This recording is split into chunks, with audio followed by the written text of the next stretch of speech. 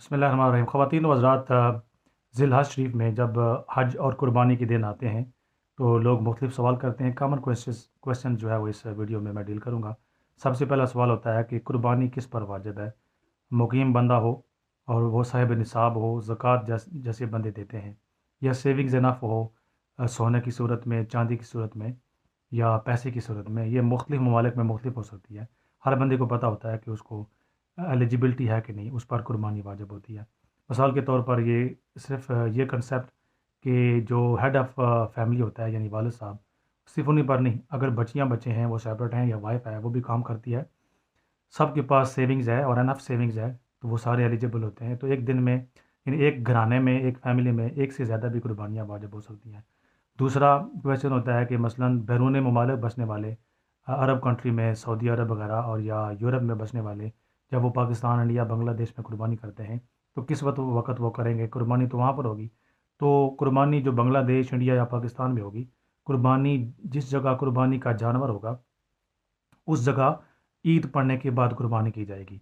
और शर्त ये है कि जैसे ये जो जिन ममालिक का मैंने नाम लिया, इनमें भी वो अय्याम नहर हों, कुर्बानी के अय्याम हों, और जो पाकिस्तान या इंडिया या बांग्लादेश है, कोई भी मुल्क है, वहाँ भी अय्याम नहर हो तो फिर कुर्बानी होगी। यानी वो अय्याम कुर्बानी के जो अय्याम हैं 3 दिन, उनमें से बेशक 2 या एक दिन मुश्तरका हो, यानी दोनों जगहों पर कुर्बानी के अय्याम होना ज़रूरी है। और जिस जगह कुर्बानी मौजूद है वहाँ पर ईद पड़ने के बाद कुर्बानी की जाएगी। इसके अलावा ज़िल-हज शरीफ के ये जो 10 अय्याम हैं, इसके अंदर बहुत ही बड़ी इनकी फ़ज़ीलत है, बड़ी अज़मत है, दुआएँ कबूल होती हैं। और मुख्तलिफ़ अइम्मा, औलिया अल्लाह और मुहद्दिसीन ने इसकी बड़ी फ़ज़ीलत बयान की है। खूबसूरत इसका ज़िक्र है, जिसको तकबीर तशरीक भी कहते हैं।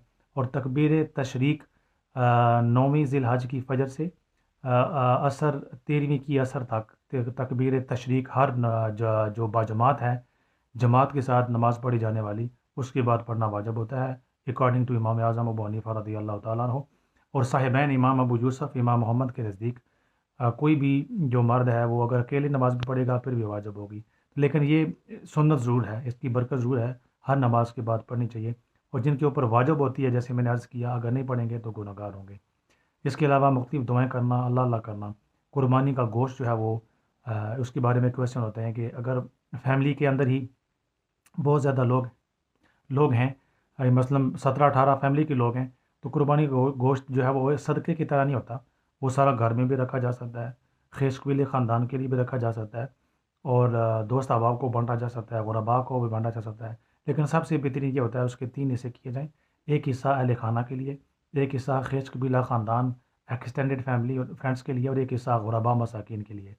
लेकिन आजकल महंगाई के दौर में, जैसे बेकौम हमारे पाकिस्तान में महंगाई का दौर है, बहुत सारे लोगों को गोश्त नसीब नहीं होता, तो सारा गोश्त बाँट देना भी जो है वो ये अच्छा होता है। यानी गरीब ग़ुरबा की और गरीब लोगों की ये मदद होती है। अल्लाह ताला सबको जज़ा खैर अता फ़रमाए। अगर आपका कोई और क्वेश्चन हो तो इस वीडियो के नीचे आप कमेंट कर सकते हैं।